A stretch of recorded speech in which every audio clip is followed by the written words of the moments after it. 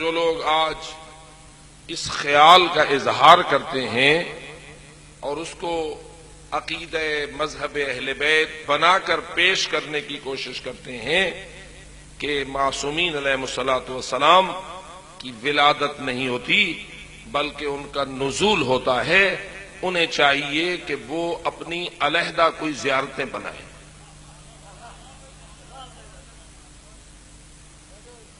وہ اس مکتب اہل بیت کے ہاں جو خزانے زیارتوں، دعاؤں اور ان چیزوں کے موجود ہیں، جو قرآن ان کا ہے، جو حدیثیں ان کی ہیں، جو زیارتیں ان کی ہیں، جو دعائیں ان کی ہیں، جو خزانے ان کے پاس ہیں، جو لے کے حضرت رسول اکرم سے امام حسن عسکری و امام زمان علیہ الصلاۃ والسلام تک اس خاندان سے جو تحفے ہمیں ملے ہیں وہ تو انہیں قبول نہیں ہے۔ جائیں یہ اپنا کوئی علیحدہ دھرم بنائیں، ورنہ کون ہے کہ جو یہ نہیں جانتا ہے کہ فقط زیارت وارث میں نہیں بلکہ جو بھی آپ کو اس زیارت اٹھائیں گے تو ہر طرف سے آپ کو ہر امام کے بارے میں یہ جملہ ملے گا کہ اشہد انک کنت نورا فی الاصلاب الشامخہ والارحام المطہرہ۔ تو زیارت امام حسین پڑھے گا تجھے یہ کہنا پڑے گا، تو زیارت امیر المومنین پڑھے گا تجھے یہ کہنا پڑے گا، تو زیارت حضرت زہرا پڑھے گا تجھے یہ کہنا پڑے گا، تو زیارت حضرت رسول اکرم پڑھے گا تجھے یہ ماننا پڑے گا، تو زیارت امام حسن مجتبیٰ پڑھے گا، امام حسین کی زیارت، امام زین العابدین کی زیارت پڑھ سو یا نہ پڑھ سو، زیارت ویسو یا نہ ویسو، ادھر ہی بیٹھے رہو۔ یہ کل انکار کر دیں گے کہ یہ قبریں بھی معصومین کی نہیں ہیں، جب یہ اپنے غلو کے عروج کی طرف جائیں گے اور جب یہ اپنی من گھڑت کہانیوں کو اور زیادہ بلند کریں گے تو یہ بھی کہیں گے کیسے ہو سکتا ہے کہ امام مٹی میں دفن ہو،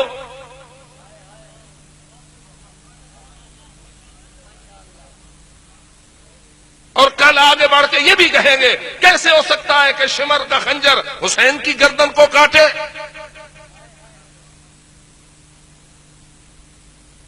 ہم دیکھ رہے ہیں ان کی گستاخیوں کے آغاز کو، اور دور بھی ان نگاہیں یہ دیکھ رہی ہیں کہ بالآخر ان کا وہی حال ہوگا کہ جو مکے کے مشرکین کا ہوا تھا۔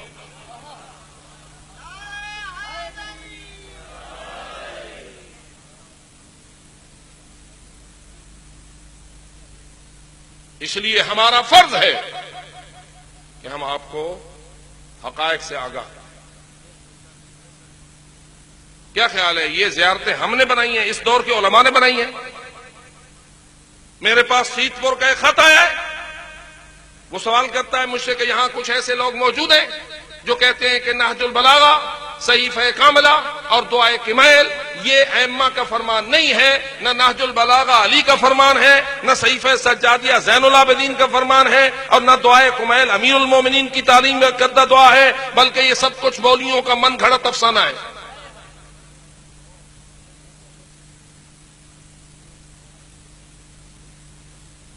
کیوں کہہ رہے ہیں یہ ایسی باتیں کیوں کرنے لگے ہیں؟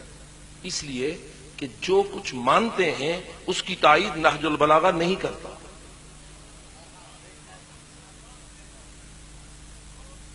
جو عقیدے انہوں نے عوام میں پھیلانا شروع کیے ہیں اس کی تصدیق صحیفہ کاملہ نہیں کرتا۔ جو کچھ انہوں نے من گھڑت خیالات گھڑنتو تیار کر رکھے ہوئے ہیں دعائے کمیل اس کی تائید نہیں کرتی۔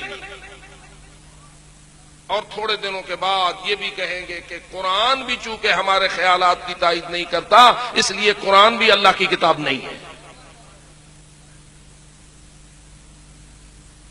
اس لیے ان مجالس کو ایسے شیطانوں سے محفوظ رکھنا مومنین کا فرض ہے۔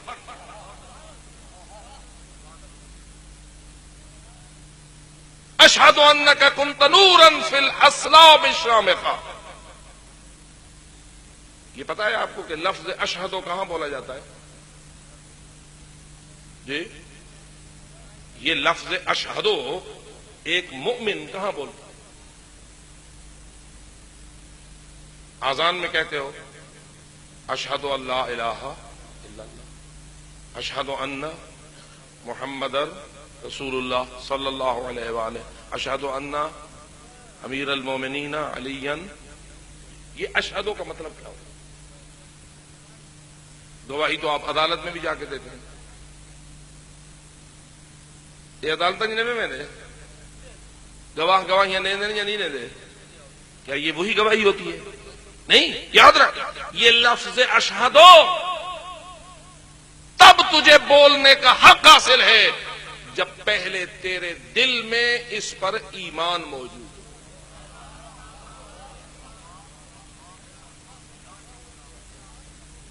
اگر تیرے دل کا عقیدہ کچھ اور ہے تو تیری زبان اشہدو کہہ کے منافقت کر رہی ہے. کیا سورہ المنافقون اسی بات کی طرف متوجہ کر رہی ہے یا نہیں؟ اذا جاءک المنافقون قالوا، اور ذرا یاد کرائے اگلا جملہ قرآن کا کیا ہے؟ اذا جاءک المنافقون قالوا نشہد انک لرسول اللہ. جب تیرے پاس آتے ہیں کون؟ منافق، تو وہ کیا کہتے ہیں؟ نشہد انک لرسول اللہ، ہم گواہی دیتے ہیں کہ تو اللہ کا رسول ہے، اور یقیناً تو اللہ کا رسول ہے. اس لیے کہ علماء اور طلباء جانتے ہیں کہ انک لرسول اللہ جبکہ نشہدو بھی ساتھ آ جائے تو اس سے بڑھ کر اور کوئی تاکید کا جملہ نہیں بنتا. ہم گواہی دیتے ہیں کہ یقیناً تو اللہ کا رسول ہے. یہ کس کو کہتے ہیں؟ یہ تو سے مراد کون ہے؟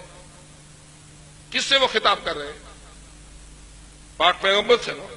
تو نبی اکرم کے پاس آئے بیٹھے اور کہہ رہے ہیں کہ ہم گواہی دیتے ہیں کہ تو اللہ کا رسول ہے. اب آگے اللہ کہتا ہے واللہ یعلم انک لرسولہ، اللہ جانتا ہے کہ یقیناً تو اس کا رسول ہے. اللہ جانتا ہے کہ تو یعنی آپ رسول اکرم، آپ اللہ کے رسول ہیں. یہ کہہ کے پھر اللہ فرماتا ہے واللہ یشہد ان المنافقین لکاذبون. ان کے مقابلے میں اب اللہ گواہی دیتا ہے کہ یہ منافق جھوٹ بولتے ہیں. اب انہوں نے بولا کیا تھا؟ انہوں نے کیا بولا تھا؟ ہم گواہی دیتے ہیں کہ تو اللہ کا رسول نہیں، یا ہم گواہی دیتے ہیں تو اللہ کا رسول ہے. انہوں نے کیا گواہی دی تھی؟ بول ان کا یہی تھا نا، قول ان کا یہی تھا. قالوا نشہد انک لرسول اللہ، ہم گواہی دیتے ہیں کہ تو اللہ کا رسول ہے، تو اللہ کا رسول ہے. بل بولو تو اللہ کا رسول ہے، تو اللہ کا رسول ہے. اور جس کو کہہ رہے ہیں وہ اللہ کا رسول ہے یا نہیں ہے. اب جو رسول ہو اس کو کوئی کہے کہ تو رسول ہے تو یہ سچ ہے یا جھوٹ ہے؟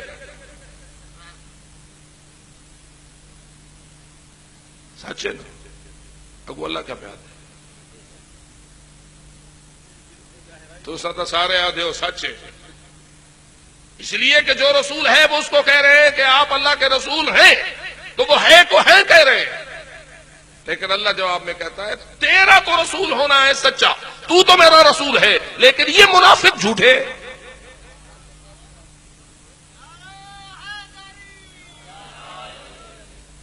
اب ڈھونڈے ہیں کہ یہ جھوٹ کہاں سے آ گیا، یہ جھوٹے کیسے ہو گئے؟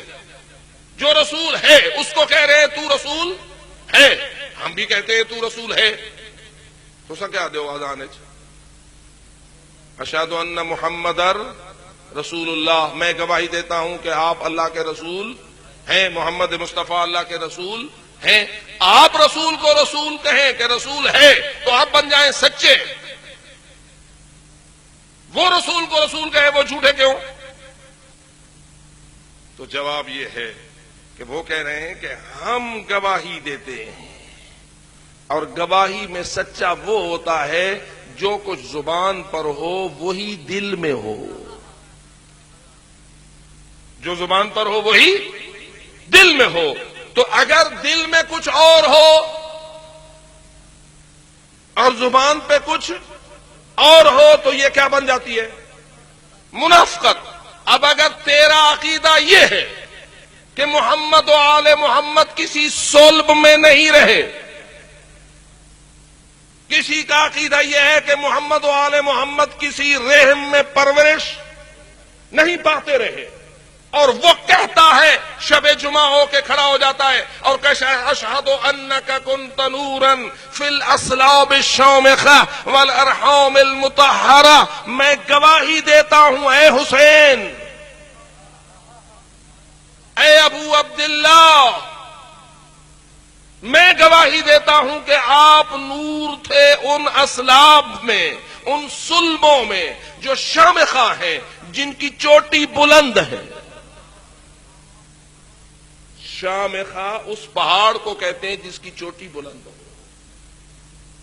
آپ ان صلبوں میں رہے ہیں جو عظمت کے پہاڑ ہیں، اور آپ ان رحموں میں رہے ہیں جو مطہر ہیں.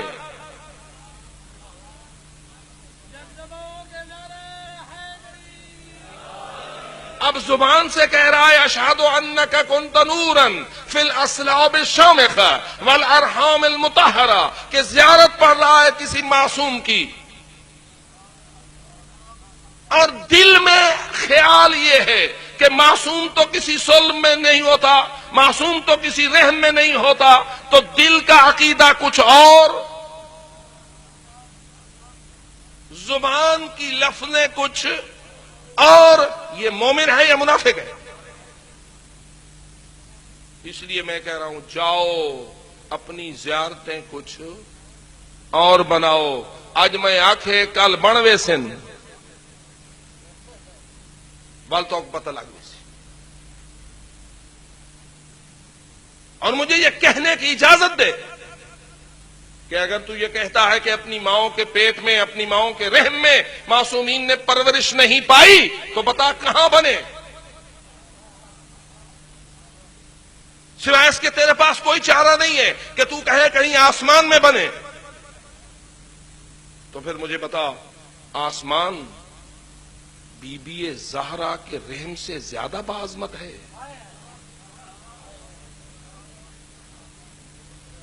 آسمان ان پاک بیبیوں کے ارحام مطہرہ سے زیادہ عظمت والی جگہ ہے؟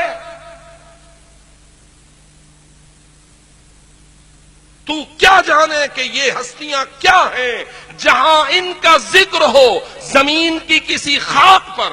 اگر ان پنج تن پاک طاہر و مطہر ہستیوں کا ذکر ہو تو آسمان کے فرشتے آسمان چھوڑ کر یہاں معراج کرنے کے لیے آتے ہیں.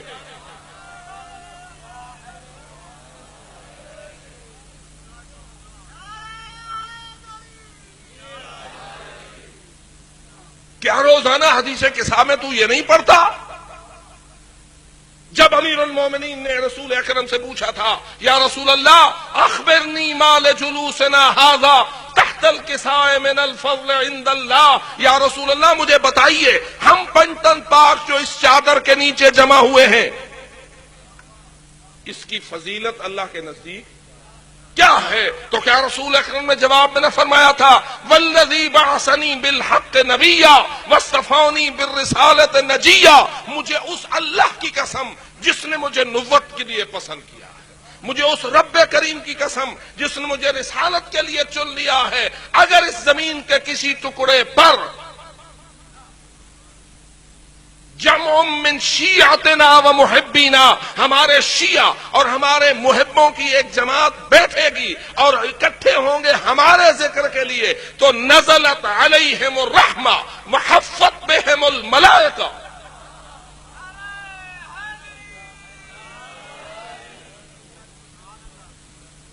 ان لوگوں پر اللہ کی رحمت برسنے لگے گی اور اللہ کے فرشتے آ کر ان کو چاروں طرف سے گھیر لیں گے. وَاسْتَغْفَرَتْ لَهُمْ إِلَىٰ أَن يَتَفَرَّقُوا. اور جب تک یہ ذکر آل محمد کرنے والے اپنی جگہ چھوڑ کر خود نہیں چلے جائیں گے، اس وقت تک ملائکہ ان کے چاروں طرف بیٹھے رہیں گے اور اللہ سے التجا کرتے رہیں گے. تیرے پاک نمائندوں کے ذکر کے لیے اکٹھے ہوئے ہیں، ہماری دعا ہے اللہ ان کے گناہوں کو بخش دے.